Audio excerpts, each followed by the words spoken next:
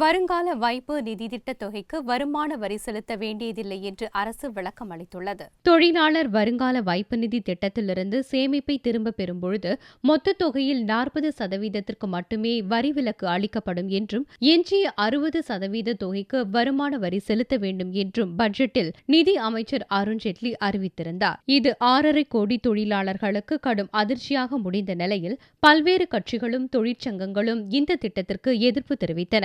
இந்நிலையில் மத்திய வருவாய்த்துறை செயலாளர் ஹஸ்முக் ஆத்யா கூறுகையில், வருங்கால வைப்பு நிதி சேமிப்பு தொகைக்கு வருமான வரி வசூலிக்கப்பட மாட்டாது என்றார். மாறாக தொழிலாளர்களின் 60% சேமிப்பு தொகைக்கான வட்டிக்குத்தான் வரி விதிக்கப்படும் என்றும் அதுவும் 2016 ஆண்டு ஏப்ரல் 1 தேதி முதல் சேரும் வட்டி தொகைக்கே இந்த வரி பொருந்தும் என்றும் ஹஸ்முக் ஆதியா கூறினார். 15,000 ரூபாய் வரை சம்பளம் பெறும் தொழிலாளர்களுக்கு வரி வசூலிக்கப்பட மாட்டாது என்றும் ஹஸ்முக் விளக்கம் அளித்தார். இதனிடையே வருங்கால வைப்பு நிதி முதிர்வு தொகைக்கு வரி விதிக்கும் திட்டத்தில் அரசு பின்வாங்காது என்றும் இறுதி முடிவை பிரதமர் மோடி எடுப்பார் என்றும் அரசு வட்டாரங்கள் தெரிவிக்கின்றன.